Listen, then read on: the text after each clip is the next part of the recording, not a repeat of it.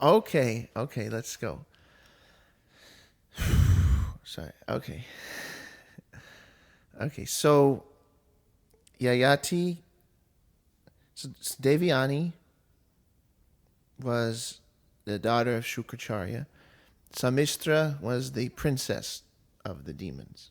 And so Samistra was made the slave of Devyani.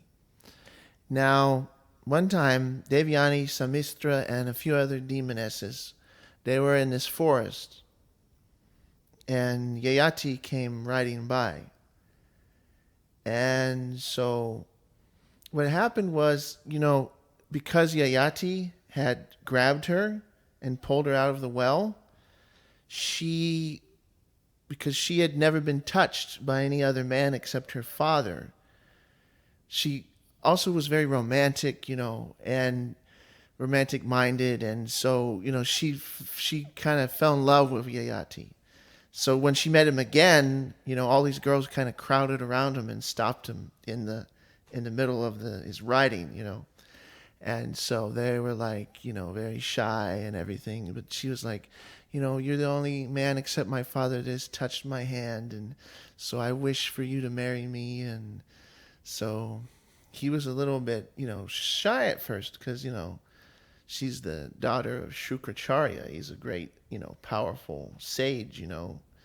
But he thought, it's also very beneficial. But he's like, I'm a Kshatriya. I'm below you.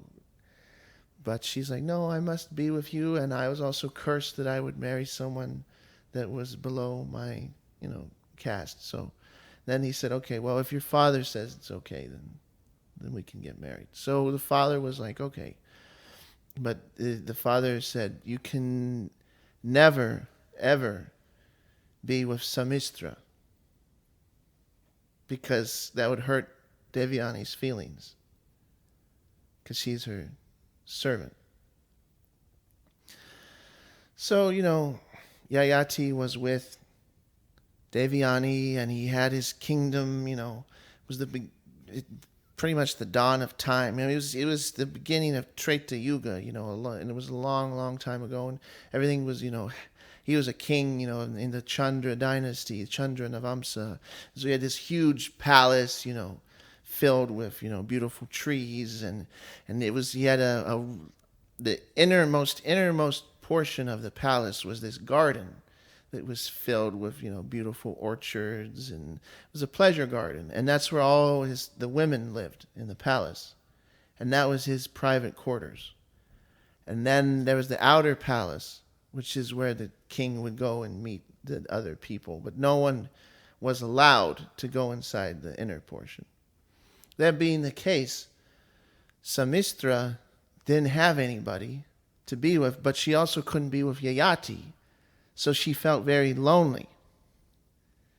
And so what happened was, she being a demoness, they have a different lifespan of a human. And so when she was 1,000 years old, then she became she hit puberty when she was like 1,000 years old. So then she was like, she went to Yayati and she was like, please, you must give me a child. And Yayati was like, was specifically ordered that I couldn't. But she says, how am I supposed to find a husband? No man is allowed within your pleasure garden, and you cannot be with me. And so all this, my life will go in vain.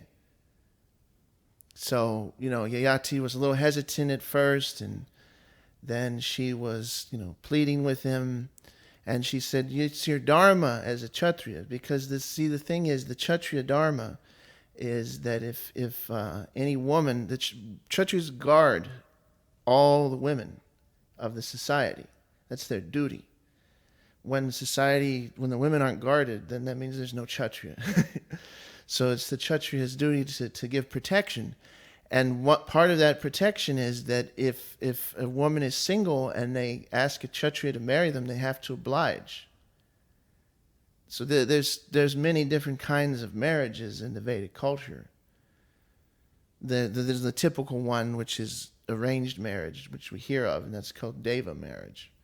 But there's 9. One of them is called Gandharva Vivaha, which is what they call it. Basically, it means love marriage. And that's the predominant one amongst Kshatriyas, anyway. So she came to him and she wanted him to give her children. And so she basically pleaded on his Kshatriya Dharma that, if he was to refuse her, he actually would get the sin of abortion. That's the other part of it that you usually don't hear, is that if a woman comes to you and they want you to impregnate them, and you deny them in this particular kind of scenario, then the sin goes on the man of abortion, because he could have created a baby when she wanted one. So that's also kind of grievous sin. So he's kind of like juggling this in his head. Plus, there's this beautiful damsel that's like, he's like, it's too much. So he said yes, and then she had a child. So he had his first son, and then he ended up having 5 children between the two of them. The oldest was named Yadu, and that is the one that he had with Devyani. And the youngest was named Puru. He also had one named Yavan, which is where we get the race of Yavanas from. Eventually, he gave that portion of the world to his son, the Greece and Turkey and around the Middle East. That he gave to Yavan. And anyone that comes from there, they call them Yavanas. And then there's Yadu. That was his oldest son, and he was going to be the heir of the kingdom. But it ended up going to Puru, and this is how. What happened was, Devyani was walking with Samistra. Devyani was walking with Yayati in his pleasure garden. And Samistra came forward, and she was kind of trying, because she had the children. And the little children knew that Yayati was their father, so they came forward and they were embracing his legs. And Devyani saw this, and she was like, what's this all about? And they were trying to keep him away, but eventually he's like, these are my kids. And she's like, how do you get them? And he explained, what happened. And she got angry and she ran away. She went to her father crying. Because, Samistra had insulted her. And then she ends up, sleeping with her man and having children with him. And I mean, the king had a whole pleasure garden filled with courtesans, but I guess she wasn't jealous of them. So she went to her father, and Shukracharya got angry, and he'd specifically told him not to do that. So Shukracharya cursed Yayati. And he said, you're in the prime of your life. But even though you're in the prime of your life, that lust has overtaken your mind. So I now will make you an old man. So he cursed him. And so Yayati went from being youthful to old. And Yayati was, sad. But then, Devyani was also sad because she had a youthful, handsome husband, and now he's old and she actually didn't like it either. And so she told her father. So Shukracharya is like, okay, well, you can take the youth back, but you have to exchange it with somebody. They'll take your old age and they'll give you their youth. So Yayati went to his sons. So first he went to Yadu and he said, you're the son of my chief queen, so please, you can take my old age and then let me live young, and then then after some time, then we can exchange. And then Yadu was like, no. So then Yayati cursed him, and he said, even though you would have been the king of the dynasty, and all your descendants would have been rulers, now your descendants can never become rulers of this dynasty. So that's why, even though the Yadus were such a powerful empire, and all the Yadava dynasty was so great, they could never become kings. Because of what Yayati had said. Because the Yadus have their own, family, and that's Krishna's family. So that's the origin of that whole dynasty right there. And then he went on to all his other children, and they also said no. So then he gave them bad places to rule over, or unwanted, undesirable. So that's why he gave Yavan the kingdom of the Yavanas. That's what's called Yavanas. Generally nowadays they translate as barbarian. But basically it's the Middle East and around the Turkey and Greece kind of area. That's the Yavana kingdom. That's the place he gave him. And then Puru said yes. So then Puru was made heir. The Yuvaraja, they call it. It's the heir apparent. So then Puru eventually, there's a whole line, but he was the one who ended up being the father of Bharata. So where we get the Bharat dynasty. And then on to Kuru. That's why it's called the Kauravas. So it's from him that we get those lines. So then Yayati was happy. And so he actually, Samistra and Devyani ended up more or less making up after that whole situation. And so they were both happy with each other and Yayati. And so what Yayati would do is he'd just travel around. Because first of all, his wife is the daughter of Shukracharya, right? So, that's a powerful rishi.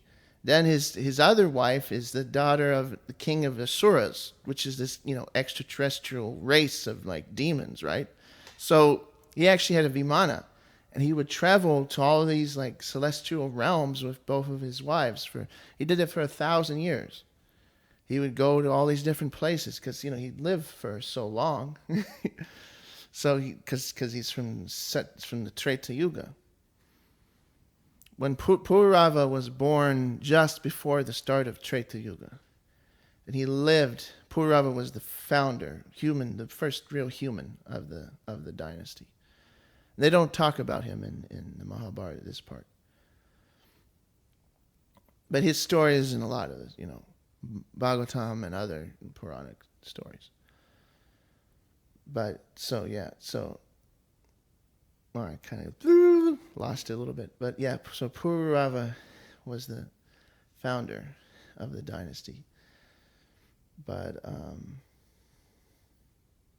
and so he could... he had the husband, mm-hmm. He had the Yayati. Yeah, Yayati had both wives. He was traveling around. So, he could travel around to all these different places, and so he was happy, and he enjoyed like a god, in all these, heavenly realms, and he lived for thousands. Oh, I was just getting in the point that Purava was born before the start of Treta Yuga, and then while he was alive, it switched to Treta Yuga. So they were in the beginning of Treta Yuga in this time. And, parallel, not exactly parallel with Rama. Rama was a little later, but this is all in Treta Yuga time. This is a little bit before Ramachandra. Different places in the same going on. Because the Chandra dynasty is what this is, and that's the Kuru dynasty.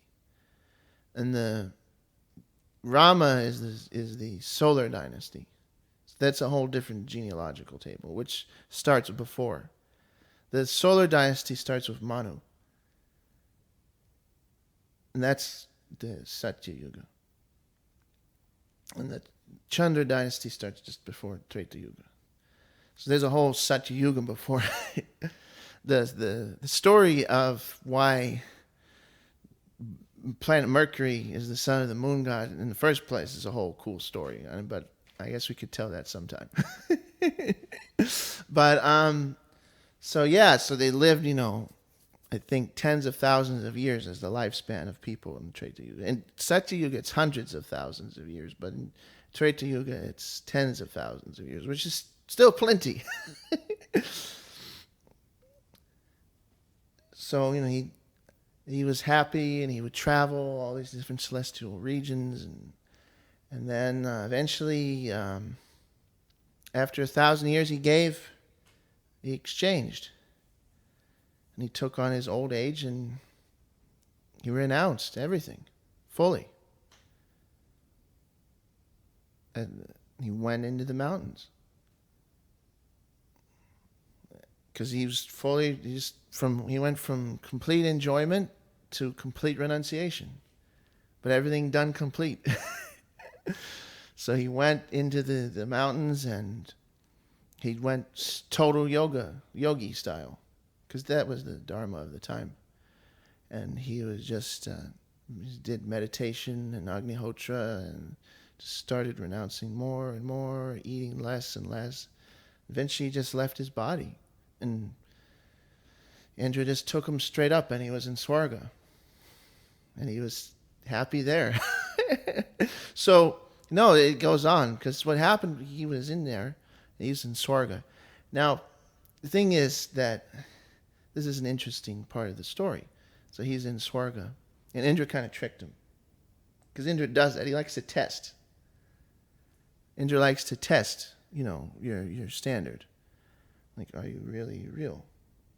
So, it's like everybody. Like I said before, there's, citizens and, like, tourists in Swarga. Like, there's people that are there, like, more like permanent. And then there's, like, tourists, which are people who just do good deeds, and then they go there and they visit. So Yayati was kind of like permanent. And so Indra's like, so Yayati, tell me, who here has done greater austerity than you? And then Yayati looked around and he says, I don't see a single person. And then immediately he started to fall down. And then and then he started falling down. And Indra looked down and he said, well, that was kind of arrogant. Because that's the thing, you can do so much, external things, but it's your heart which really matters. And so he's falling down and just kind of looking down at him. And Yayati says, hey, if you're throwing me out, can you at least drop me down with my ancestors? So, and just like, okay. So he starts falling down. And he's still kind of like celestially embodied. But so he starts like falling down. And usually what happens when you get kicked out of Swarga is you fall down into Rasatala and they kill you. And then you become a drop of rain. And then it enters the grain, and then it enters your father, and then you become reborn. But what happened with him is he was falling, and he didn't go straight to Rasatala. He landed nearby his ancestors. So, his descendants. And it wasn't his son directly, it was his, grandchildren. So who was there was Shibi. Now, Shibi is a famous king. There's a little story to Shibi that I'll tell. It's not right in this part of Mahabharata, but it'll let you know who he is. What happened was, the gods wanted to test Shibi. They do that a lot. They test the mettle of people a lot to see if they really are, if they walk their talk. So Indra and Agni kind of conspired on this one. And what happened was, one became a hawk and the other became a pigeon. And they the pigeon flew to Shibi and said, please, give me shelter. So Shibi's a Kshatriya and he's a talking pigeon. I guess regardless, he's like, okay, yeah, whatever. So this hawk comes and the hawk says, you're the king. So the king maintains everybody. I need food. This pigeon is my food. So give me some food. And the king offered him different food. He said, that won't do. So the king said, okay. He said, I will cut flesh from my body and give you that for the equal to the weight of the pigeon. So the hawk said, I'll accept that.